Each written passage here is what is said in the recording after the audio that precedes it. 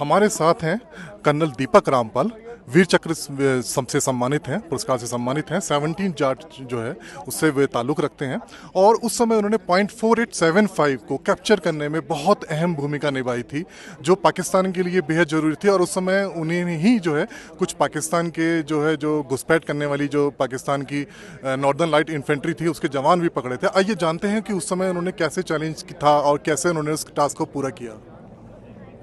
पहले तो आपका शुक्रिया, आप आज हमारे साथ लैम्बोर्गिनी पे हैं और हमारे जो दिल की बात है, जो 25 साल तक हमारे साथ है, वो आज आप सबसे मैं साझा करता हूँ।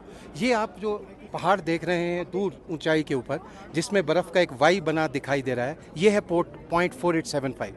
इस इलाके के ऊपर दुश्मन की 12 नदरन लाइट इन्फेंट्री अपने डिफेंसेस बना के रखी थी, बिल्कुल कारगर थी।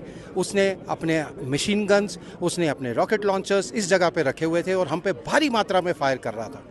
4 जुलाई 1999 को हमने रात को अपना अटैक लॉन्च किया और बहुत ही गुत्थम गुत्था की लड़ाई में हम आगे बढ़ते गए। पहला संघर्ष, दूसरा संघर्ष क्लियर करते गए।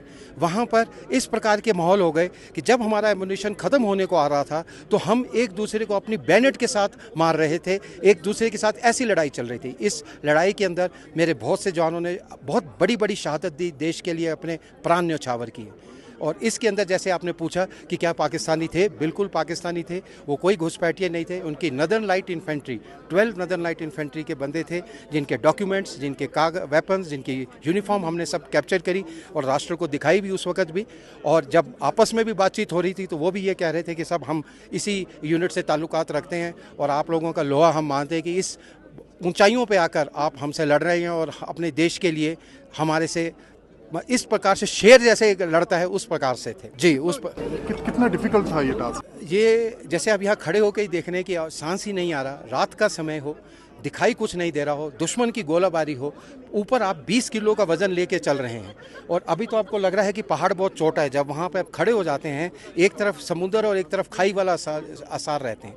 इस इलाके के अंदर जब हमारे जवान चल रहे थे तो सिर्फ एक जज्बा था कि एक राष्ट्रीय प्रेम था जो उनको अपने मुस्तकबिल के ऊपर, अपने लक्ष्य की तरफ ले जा रहा था। वो एक ही था कि इनको अपने लाइन से, अपने देश से बाहर फेंकाना है और वापस तिरंगे को जाकर परचम को वहां लहराना है। अगर आप ये वीडियो YouTube पर देख रहे हैं तो हमारे चैनल को सब्सक्राइब करें और बेल आइकन को दबाना ना भूलें। अगर आप Facebook पर ये वीडियो देख रहे हैं तो हमारे पेज को लाइक करें।